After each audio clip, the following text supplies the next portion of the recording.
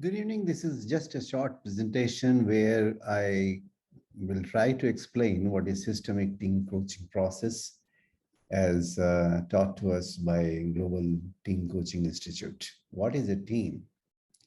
And why am I asking this? Because quite often people may confuse group with a team. Let us see this.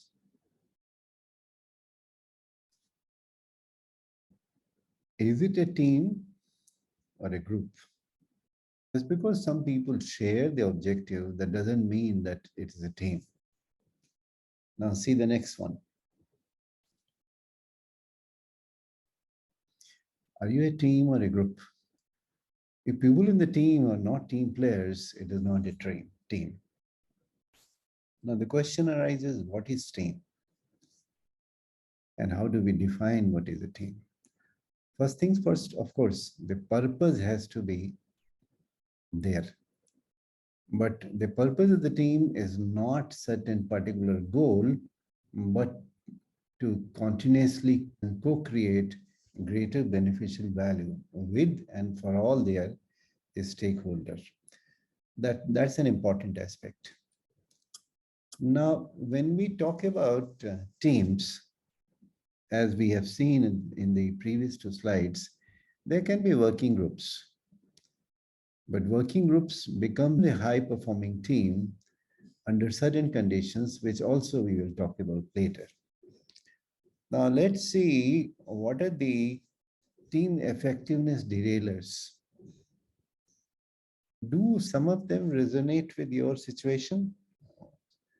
Uh, these are the kinds of questions that come to our mind.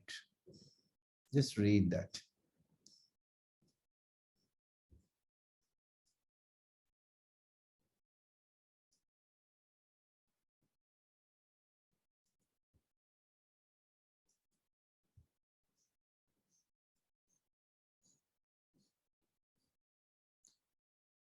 So if these are the questions which are coming to your mind, one of the first things is, why should we talk about team coaching? Now, executive coaching is important and has been around for quite a long time. But when we think of team coaching, remember, not a group coaching. Then team coaching works with the whole team at once, not the individuals, to develop as one cohesive system. So we coach not only the team, but the system itself and the relationship of the team.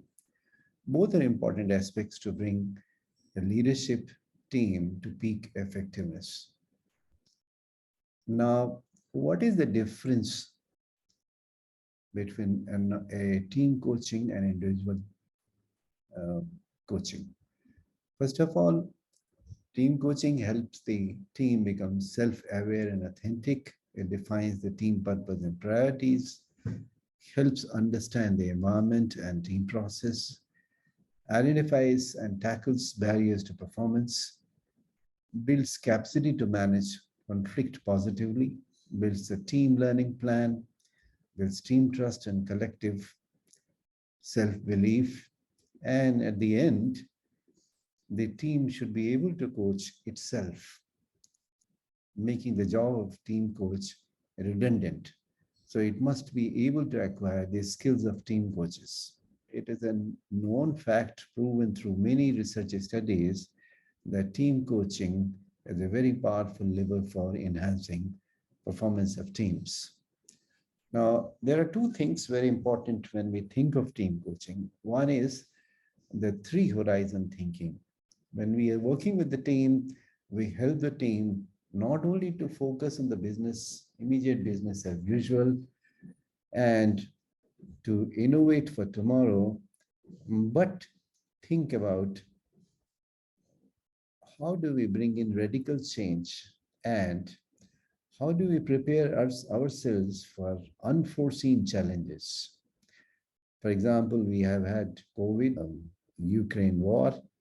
How does the team keep in mind what it will do if there is a sudden major change? Is it preparing itself for any such unforeseen situation? The second thing is when we are focusing on the team, we have these perspectives: the individual interpersonal issues, team relationships, team task, purpose, and objectives, stakeholder interfaces, and wider context. So when we think of wider context, the community, the legal situation, environment, all those aspects also have to be kept in mind. What do we do? When we are into team coaching, we begin with understanding what the stakeholders need. Now, stakeholders obviously doesn't mean only shareholders. We will talk about that a little later. Then, having understood that, we work on what we need to do, and then how best we work with each other, and how best we work with the stakeholders. And finally, but the most important is how and what do we learn to enhance, to improve working of the team next time onwards. Now, let us see what are the stakeholders. The stakeholders are obviously regulators and investors, community in which the organization operates, customers, employees, suppliers, and the more than human environment. When we think of more than human environment, we include the entire ecology, the other beings. Are we doing something which is likely to affect the environment, ecology, or other beings? We have to keep that in mind. Now, if you see, there are two more additional aspects are written here. One is called the seventh generation. The objective of writing this is to focus on what are going to be impacts of whatever we are doing today for humanity in future. And on the right side, you see the 13th fairy. The purpose of writing 13th fairy is to think which are the stakeholders which are not visible immediately, but are likely to be affected by what we do and may become an important aspect in future. So we also keep that in mind when we are talking of team coaching. And this is an expansion of the same thing that we had talked earlier, the co-missioning.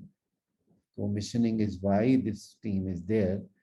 And there we talk to the stakeholders so that there is a clear purpose and commission for the team, and in contracting on it, what it must deliver. Then there are questions of what is the team charter, what is the primary purpose, what are the team KPIs, goals, objectives, and roles. Once we have done that, then we co-create how are we going to work together. That's an important aspect. And then connecting with all the critical stakeholders to keep on monitoring whether we are delivering as per the expectations of the stakeholders and enhancing the value to them. At the middle, if you see, there is an aspect of co-learning. Now, when we think of co-learning, the basic objective is that a team must regularly and continually think about what is it learning on the way and how that learning can be incorporated into our working and day-to-day decisions. So this is these are the 5 disciplines of team coaching. You can drop off here because it gives a brief idea about what is team coaching. But if you want to know further about it, let's take a while. When we are talking about co-learning, we have to keep it in mind, how does the team become agile, resilient, constantly reflecting, proactive, environmental scanner, and attentive to all 3 time horizons that we talked about, and that the team can, how does the team coach itself after the team coach leaves. Now, how do we do that? What is the process? What is important is that we understand who is the gatekeeper, who is the sponsor, who is the team leader, Do they have the same sense of what is needed from and for the team, and what is the common factor? Remembering that this is not the contracting for whole team coaching, but the discovery phase. Initial requests may not be for team coaching. It is possible that the organization may ask general help and asking what can be done. Now, then we come to the data collection phase, where we conduct interviews of the sponsor, team leader, team members, key stakeholders, observe team meetings in action, use surveys and team 360-degree feedback, and glean the data from website, annual reports, performance data on organization surveys, and so on. Then we come to the next phase, designing development journey, contracting. We work with the team to make sense of all the data and decide what to focus on. A team coach makes sense of what emerges from the inquiry in partnership with the team. The team and team coach make sense of the data together and co-design the journey. That co-designing is a very critical part. Then we come to contracting, team contract stage, contracting for what is required to be done. It is created by the whole team and team coach. The team contract includes a shared understanding of where we are today, where we need to be in 1 or 2 years' time, the key development steps to get there, the team coaching processes that will support the journey, protocols, behaviors, agreements, time commitments, relative space, reflective space, potential traps and derailments, and how the team will grow its own capacity to coach itself. Now, this is where the actual contract of the assignment takes place. And then final stage is, of course, execution management, the coaching work. We can be part of the workshops. We attend team meetings wherever necessary, of course, not to disturb them, but to observe the process and make meaningful intervention that can help the team. Live engagement with team stakeholder events, linked individual coaching wherever necessary, and regular reviews. And after that, of course, there is a review. What did we achieve together? What has helped the team create beneficial value with and for all its stakeholders?